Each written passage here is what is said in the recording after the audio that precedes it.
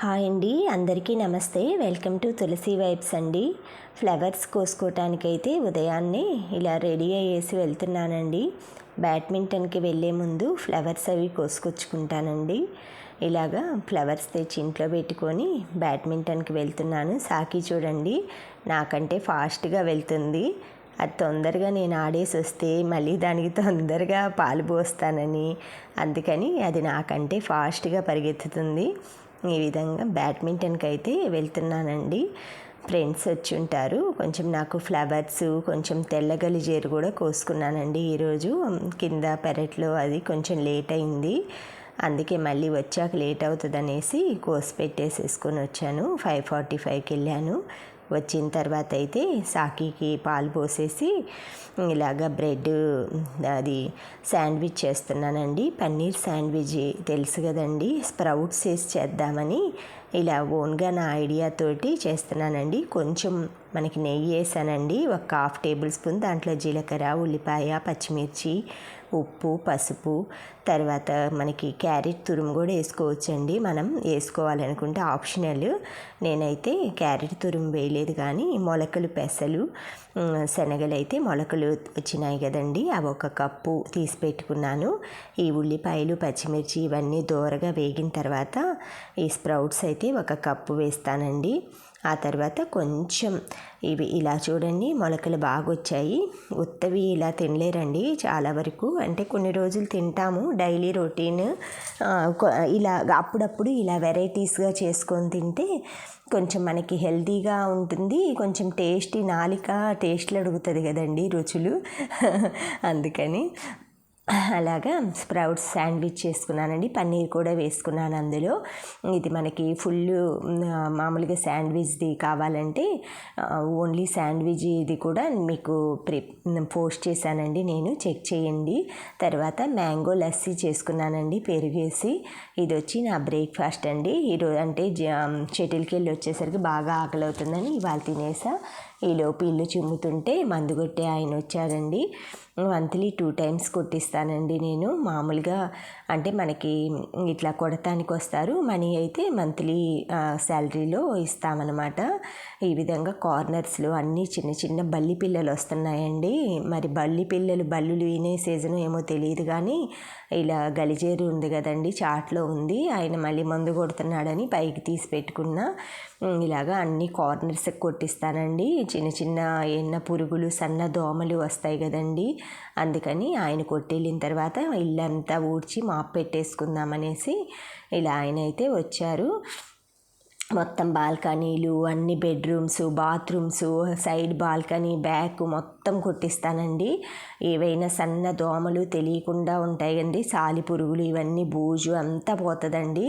మొత్తం నీట్గా కొట్టేస్తాడు. ఆ తర్వాత అయితే నేను నా మామూలుగా జాడు పోచా, హిందీ అంటున్నానండి, జాడు పోచా అని లేదండి, ఇల్లు తుడిచి తడి బట్ట అది పెట్టేసి స్నానం చేసి దీపారాధన చేసుకుంటున్నానండి. హిందీ ఫ్రెండ్స్ తోటి స్నేహం చేసి హిందీ వచ్చేసిందండి. ఇలాగా ఫ్లవర్స్ అవన్నీ తీసుకొచ్చుకున్నానండి ఉదయం.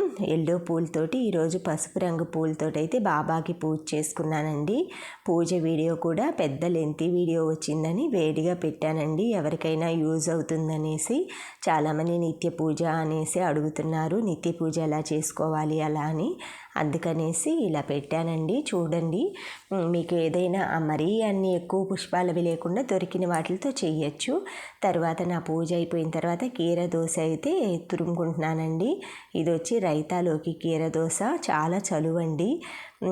తర్వాత బిర్యానీలోకి వచ్చేసి ఫటాఫట్గా బిర్యానీ చేద్దాం మీల్ మేకర్తో అని 1 క్యారెట్, బఠానీ, టమాటో, 2 పచ్చిమిర్చి, 2 ఉల్లిపాయలు అన్నీ బయట పెట్టుకున్నానండి.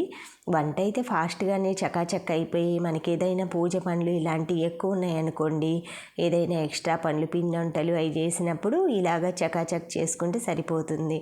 మాకేంటంటే దగ్గరలో రెస్టారెంట్లు, హోటళ్ళు ఇవేం లేవండి. కర్రీస్ తెప్పించుకోవాలన్నా కూడా 15 కిలోమీటర్లు వెళ్ళాలి. అందుకని ఎక్కువ ఇంట్లోనే చేసుకోవాలంటాము.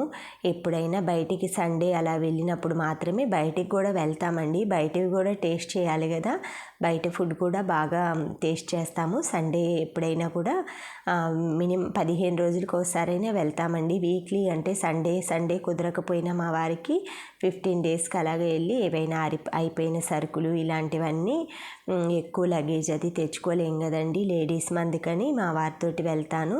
తర్వాత ఇలాగా నెయ్యి వేపిన తర్వాత మసాలా దినుసులు, ఉల్లిపాయ, పచ్చిమిర్చి అన్నీ వేసి మీల్ మేకర్ బిర్యానీ చేస్తున్నానండి. చాలా బాగుంటుంది. ఇందులో మసాలాలు ఏమీ వేయమండి. గ్యాస్ ప్రాబ్లం ఉన్న వాళ్ళు కానీ ఎవరైనా తినచ్చు నిరభ్యంతరంగా. ఒక్క స్పూను నెయ్యి వేసానండి, ఆరోగ్యానికి మంచిది. అందులో మనం ఇప్పుడు ఎక్సర్సైజ్ ఇవి చేస్తున్నాం కదా, డాక్టర్ గారు కూడా నెయ్యి వాడుకోమన్నారు. మనకి ఏంటంటే ఇవి మనం ఫ్యాట్ బర్న్ చేసే కెపాసిటీ మనలో ఉంది. జిమ్ చేస్తున్నాము, బ్యాడ్మింటన్ ఆడుతున్నాను, వాకింగ్, అందుకని నేనైతే నెయ్యి వాడుతున్నానండి. మన స్కిన్కి కూడా నెయ్యి వాడితే గ్లోగా ఉంటుందన్నమాట. పాలు కూడా అండి, పచ్చి పాలు కూడా మొహానికి పూసుకుంటే మనకి ఎంత షైనింగ్గా ఉంటుందో. కొంచెం అప్లై చేసుకున్న తర్వాత మార్నింగే మీరు ఒక 1 అవర్ తర్వాత ఇలా చూడండి, మొత్తం డస్ట్ అంతా మనకి బ్లాక్ కలర్లో వస్తుంది. అలాగే నెయ్యి కూడా అండి మన స్కిన్ మెరవటానికి ఉపయోగపడుతుంది. తర్వాత వచ్చేసి నెయ్యి వేగిన తర్వాత ఇవన్నీ వేసుకున్నానండి. కూరగాయ ముక్కలు మనకి ఏ ఉన్నా వేసుకోవచ్చు. ఉల్లిపాయ, పచ్చిమిర్చి, క్యారెట్, బఠానీ, టమాటో వేస్తున్నాను నేను. ఇవి వేగిన తర్వాత కొంచెం ఉప్పు, పసుపు అన్నంలో కొంచెం పసుపు వేసుకోవాలండి. మగవాళ్ళు పసుపు లేకుండా తినకూడదు అంటారు. నాకు ఒక ఆంటీ చెప్పారు. అప్పటి నుంచి నేను ఏదైనా కూరలో కానీ అన్నంలో కానీ ఈవెన్ ఉప్మా చేసినా కూడా ఒక లైట్గా పసుపు వేస్తానండి, ఒక పించ్ ఆఫ్. ఈ విధంగా ఆనియన్ అయితే పెద్ద పెద్ద ముక్కలే కోసుకుంటాను బిర్యానీలోకి. క్యారెట్ చిన్న ముక్కలు అన్నీ, అంటే క్యారెట్ కొంచెం ఉడకటానికి టైం పడుతుందని పచ్చివైనా తినచ్చండి. ఇలాగ మన దొడ్లో పుదీనా కోసుకొచ్చుకున్న ఫ్రెష్గా బఠానీలు అయితే ఫ్రీజర్లో ఫ్రీజ్ చేసుకుంటాను. దొరికిన సీజన్లో 2 కిలోలు 3 కిలోలు కొనుక్కొచ్చుకొని ఒలిచి పెట్టుకుంటానండి. ఆ బఠానీలు అయితే ఒక జిప్లాక్ బ్యాగ్లో పెట్టుకొని డీపర్లో పెట్టుకుంటాను. ఈ విధంగా ఎప్పుడైనా కూడా పన్నీర్ కర్రీస్ ఇలాగా బిర్యానీలు అలా వేసేప్పుడు ఒక పిడికెడు బయట పెట్టుకుంటాను. వేసే 1 గంట ముందు బయట పెట్టుకుంటే దానికి ఉన్న ఐస్ అంతా పోతుంది. ఈ వేగిన తర్వాత కొంచెం 1 స్పూన్ ధనియాల పొడి వేసాను. ఆ తర్వాత పుదీనా వేసుకున్నానండి. ఇవన్నీ దగ్గరికి వచ్చిన తర్వాత మనకు కావాలంటే సాల్ట్ ఎక్కువ పట్టదండి, ఎందుకంటే మనకి రైతాలో వేసుకుంటాం, లేదంటే ఏదైనా సబ్జీ కర్రీ చేసుకుంటాం కదా, అందులో మామూలుగా యాడ్ చేసుకొని తింటాం కాబట్టి సాల్ట్ ఎక్కువ పట్టదు. తర్వాత మీల్ మేకర్ అయితే వేడి నీళ్ళలో వేసి పిండుకొని దాంట్లో వేసుకున్నానండి. తర్వాత రైస్ కుక్కర్లో అయితే రైస్ 1 గ్లాస్ రైస్కి 1.5 గ్లాస్ వాటర్ పోసానండి. బిర్యానీకి కానీ పులిహోరకు కానీ 1.5 పోసుకుంటే బాగుంటుందండి. 2 అయితే కొంచెం సంగటి అనిపిస్తుంది. ఈలోపు ఆ బిర్యానీ ఉడికేలోపు నేనైతే ఇలాగ పచ్చిమిర్చి రైతా కోసం అండి ఇవి తురుముకున్నాను కదా కీరా, తర్వాత పుదీనా కొంచెం తీసి పెట్టుకున్నానండి. ఫ్లేవర్ చాలా బాగుంటుంది. ఫ్రెష్ పుదీనా, కొత్తిమీర అయినా వేసుకోవచ్చు. తర్వాత 1 స్పూను సాల్ట్, మనకంటే పెరుగు క్వాంటిటీకి తగినట్టు లైట్గా బ్లాక్ సాల్ట్ వేసాను. తర్వాత ఈ తురుముకున్నాను, చిన్న తురుముకునేది ఉంటుంది కదండి, అది వేస్తే ఫైన్గా వస్తుందండి తురుము. అసలు మనం తురిమామా అన్నది కూడా తెలియకుండా ఏం వెజిటేబుల్ అన్నది కూడా తెలియదండి పెరుగులో, ఎందుకంటే వైట్ కలర్ కదా కీరా. అదే క్యారెట్ అనేది కొంచెం కలర్ఫుల్గా తెలుస్తుంది. క్యారెట్ కూడా ఇందులో తురిమేసుకోండి, చాలా బాగుంటుంది. గ్రీన్, రెడ్ అండ్ వైట్ మన మువ్వన్నెల జెండా రంగులాగా చాలా బాగుంటుందండి రైతా. ఇలాగ ఎప్పుడైనా ట్రై చేసుకోండి. పుదీనా కొంచెం ఎక్కువ వేసుకొని క్యారెట్ వేసుకుంటే అదే కలర్ వస్తుంది. ఈలోపు నా బిర్యానీ అయితే చూడండి ఎంత బాగా ఉడికిందో మొత్తం. అసలు ఈ చిన్న కుక్కర్ అండి, ఒక 1/2 kg ఉడుకుతుందేమో. ఇది కూడా మాకు గిఫ్ట్ ఇచ్చారు. ఇట్లాగా ఎగ్ నా లంచ్లోకి పెరుగు రైతా బిర్యానీ అయితే పెట్టుకున్నానండి. చాలా టేస్ట్గా ఉంది. అంటే ఆయిల్ కూడా తక్కువ అన్నమాట, 1 స్పూనే వేసాను కాబట్టి. ఇది మనకి హెల్త్కి కానీ ఏవైనా డైట్ మీరు ప్రోటీన్ ఫుడ్ ఎక్కువ తినే వాళ్ళకి కానీ చాలా మంచిది. చలువ కూడా చేస్తుంది మనకి రైతా. తర్వాత మ్యాంగో ఒకటి కట్ చేసుకొని నా లంచ్ అయితే కంప్లీట్ చేశానండి. ఈరోజు మా వారు ఫంక్షన్కి వెళ్ళారు, అందుకే నా ఒక్కదానికే లంచ్ అండి.